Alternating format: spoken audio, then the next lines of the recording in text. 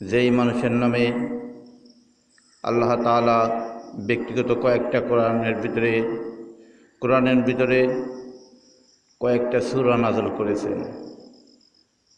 যেমনটি মহিলাদের নামে একটি সূরা আছে সূরা নিসা, আমভাবে সমস্ত মানুষের জন্য একটি সূরা রয়েছে, সেই সূরাটার নাম হচ্ছে সূরা নাস। আবার ব্যক্তিগত মানুষের নামের পরে সূরা রয়েছে সূরা ইব্রাহিম, যে ইব্রাহিম আলাইহিসসালাতু ওয়াসসালামের কাহিনী আমাদের মাঝেই অল্প দিনের ভিতরেই চলে আসতেছে।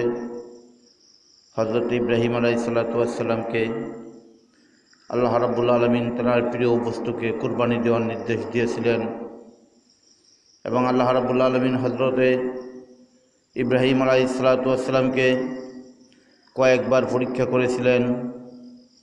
সেই পরীক্ষার ভিতর দিয়েই সবচাইতে সবগুলো পরীক্ষা বড় বড় মস্ত বড় পরীক্ষা ছিল। লাস্টের পরীক্ষা ছিল হযরত ইব্রাহিম আলাইহিসসালাতু ওয়াসসালামকে দিয়া বৃদ্ধ বয়সে তার একটি মাত্র পুত্র সন্তান হযরতে ইসমাঈল আলাইহিসসালাতু ওয়াসসালামকে আল্লাহর নামে বিসর্জন দেওয়া, আল্লাহর নামে কুরবানি করা।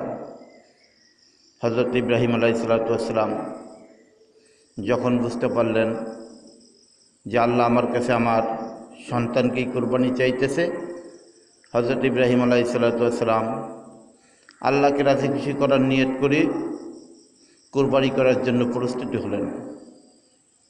হযরত ইসমাঈল আলাইহিসসালাতু ওয়াসসালামকে নিয়ে মিনার ময়দানে চলে গেলেন। ইব্রাহিম আলাইহিসসালাতু ওয়াসসালাম, ইসমাঈল আলাইহিসসালাতু ওয়াসসালাম দুই বাপ বেটার মাধ্যমে কথা হতেছিল। ইব্রাহিম আলাইহিসসালাতু ওয়াসসালাম বললেন যে বাবা, তোমাকে আল্লাহ কবুল করেছে, আল্লাহ তোমাকে আল্লাহ রাস্তায় কুরবানি করার কথা বলেছে। ইসমাঈল আলাইহিসসালাতু ওয়াসসালাম জমিনের পর শুয়ে পড়লেন মিনার ময়দানে আর বললেন যে বাবা, আপনি আমাকে আল্লাহর রাস্তায় কুরবানি করে দেন। ইব্রাহিম আলাইহিসসালাতু ওয়াসসালাম যখন কুরবানি করবেন, ইসমাঈল বলেন যে আব্বা, আমাকে আপনি কুরবানি করেন না, ছুরি চালায়েন না, আমার একটা কথা শোনেন। ইব্রাহিম আলাইহিসসালাতু ওয়াসসালাম চিন্তাই পড়লেন, হায়রে শয়তানি কোনো ধোঁকা দিয়েছে কিনা, দেখা যাক। ইসমাঈল আলাইহিসসালাতু ওয়াসসালাম বললেন যে আব্বা, আপনি আমাকে জবাই করার আগে আপনার চোখ আর আমার চোখ ভালো করে মজবুত করে বেঁধে নিন। যেহেতু আপনি আমার পিতা আর আপনার একটি মাত্র আমি ছেলে ইসমাঈল, যখন আপনি আমাকে জবাই করবেন, আপনার চোখে আর আমার চোখে যদি চোখ পড়ে যায়, হয়তো আপনারও মায়া আসতে পারে, আমারও মায়া চলে আসতে পারে।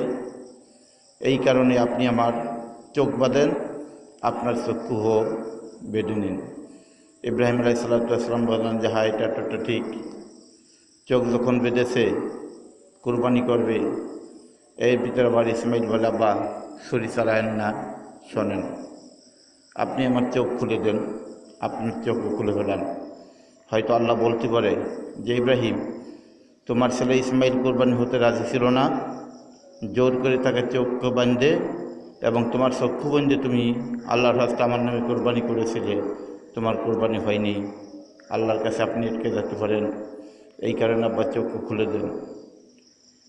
সেই ইব্রাহিম আলাইহিসসালাতু ওয়াসসালাম আল্লাহকে রাজি খুশি করার নিয়তে কত কিছু করেছে, আর আল্লাহ আমাদেরকে রাজি খুশি করার নিয়ত করে বলছে শুধু আমাদেরকে 5 ওয়াক্ত নামাজ পড়া, সঠিকভাবে দুনিয়ার বুকে চলা।